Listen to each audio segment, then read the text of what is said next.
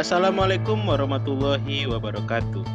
Bapak dan Ibu guru hebat, perkenalkan nama saya Wahyu Agustin, guru bahasa Inggris dari Kabupaten Darmasraya. Dalam kesempatan kali ini, saya ingin berbagi pemahaman yang saya dapatkan dari platform Merdeka Mengajar dengan topik Merdeka Belajar. Ada 5 modul dalam topik Merdeka Belajar. Yang pertama, memahami dan mengenali diri sebagai pendidik. Yang kedua, mendidik dan mengajar. Yang ketiga, mendampingi murid dengan utuh dan menyeluruh. Yang keempat, mendidik dan melatih kecerdasan budi pekerti. Yang kelima, pendidikan yang mengantarkan keselamatan dan kebahagiaan. Baiklah Bapak dan Ibu guru hebat, mari kita mulai dengan memahami dan mengenali diri sebagai pendidik. Menurut Ki Hajar Dewantara, manusia merdeka adalah manusia yang hidupnya bersandar pada kekuatan sendiri, baik lahir maupun batin, tidak tergantung pada orang lain. Untuk mengenali karakteristik murid dan kebutuhannya, kita harus lebih dulu mengenali dan memahami kekuatan serta kelemahan kita sebagai pendidik.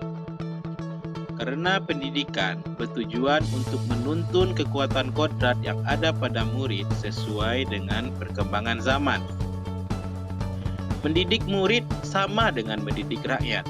Oleh karena itu, guru harus siap dan adaptif terhadap perubahan dengan belajar secara mandiri untuk terus mengembangkan potensi diri guna mengantarkan murid-murid menjadi manusia merdeka. Guru berperan sebagai penuntun, motivator, fasilitator, sekaligus penggerak ke arah transformasi pendidikan yang berpihak kepada murid. Peran guru sangatlah penting dalam pembentukan karakter dan pengembangan kompetensi murid sesuai kodratnya. Guru yang maju memiliki konsep yang jelas tentang gambaran dirinya yang ideal. Ketika kita memahami kekuatan dan kelemahan kita, maka kita akan tahu apa yang bisa dioptimalkan dari peran kita sebagai pendidik. Modul yang kedua, mendidik dan mengajar. Ki Hajar Dewantara mengatakan pendidikan sebagai tuntunan, yaitu tuntunan dalam hidup dan tumbuhnya murid. Maka mendidik adalah menuntun segala kodrat yang ada pada murid agar mereka dapat mencapai keselamatan dan kebahagiaan yang setinggi-tingginya. Anak-anak hidup dan tumbuh sesuai kodratnya sendiri. Pendidik hanya dapat merawat dan menuntun kekuatan kodratnya tersebut untuk tumbuh. Mari kita tinggalkan gaya pendidikan zaman kolonial Belanda yang menggunakan metode perintah dan sanksi karena tidak sesuai dengan bangsa kita. Menurut Ki Hajar Dewantara, pendidikan yang sesuai dengan bangsa kita itu adalah pendidikan yang humanis, kerakyatan, dan kebangsaan. Modul ketiga, mendampingi murid dengan utuh dan menyeluruh. Bapak dan Ibu guru hebat, kodrat keadaan merupakan bagian yang tidak terpisahkan dari dasar pendidikan murid. Kodrat keadaan terdiri dari dua hal, yaitu kodrat alam dan kodrat zaman. Kodrat alam berkaitan dengan sifat dan bentuk lingkungan di mana murid berada. Sebagai contoh, murid yang ada di kota hendaknya mendapat pembelajaran yang mampu mendekatkannya dengan kodrat alamnya sebagai masyarakat kota. Sedangkan kodrat zaman adalah bagian dasar pendidikan murid yang berhubungan dengan isi dan irama. Isi dan irama pendidikan bergerak dinamis sesuai perkembangan zaman. Ki Hajar Dewantara mengatakan bahwa segala perubahan yang terjadi pada murid dihubungkan dengan kodrat keadaan, baik alam maupun zaman. Jadi, kita sebagai pendidik perlu menghubungkan dasar pendidikan murid dengan kodrat alam dan kodrat zamannya. Kita tidak boleh tetap menggunakan gaya lama seperti metode ceramah dengan menyampaikan informasi-informasi yang pada zaman sekarang itu dapat dengan mudah ditemukan oleh murid-murid di internet. Bapak dan Ibu guru hebat, perubahan zaman tidak dapat dihindari. Oleh karena itu, kita sebagai pendidik perlu bergegas beradaptasi dengan perubahan tersebut agar dapat menjadi guru yang relevan dan dapat membantu murid kita mencapai selamat dan bahagia. Bapak dan Ibu guru, kita perlu menanamkan budaya berpikir kritis dan budaya kearifan lokal yang logis kepada murid-murid kita, agar mereka dapat dengan bijaksana merespon pengaruh yang datang dari luar.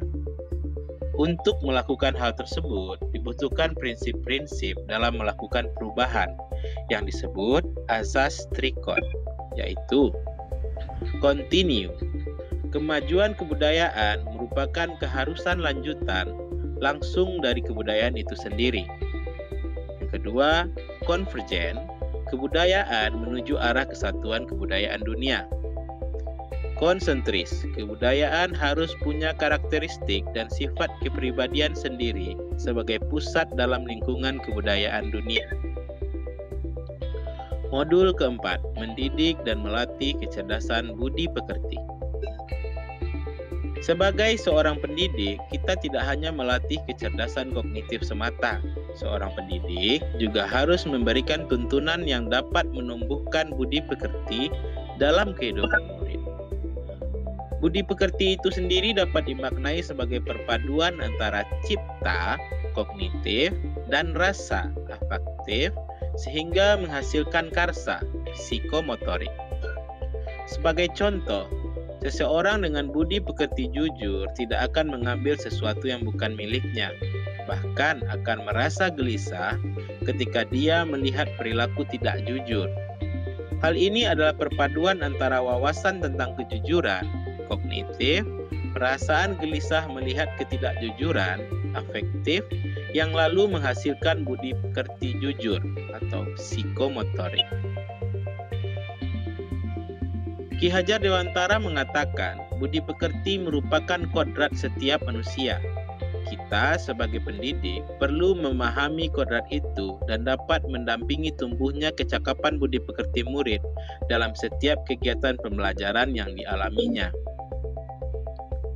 Pendidik harus mampu memahami kodrat murid sebagai individu yang sadar, mampu memikirkan, memahami, merasakan, berempati, berkehendak, dan bertindak, agar murid mampu menjadi individu yang merdeka, berakal budi, yang dapat menentukan keberadaan dan jati dirinya sendiri.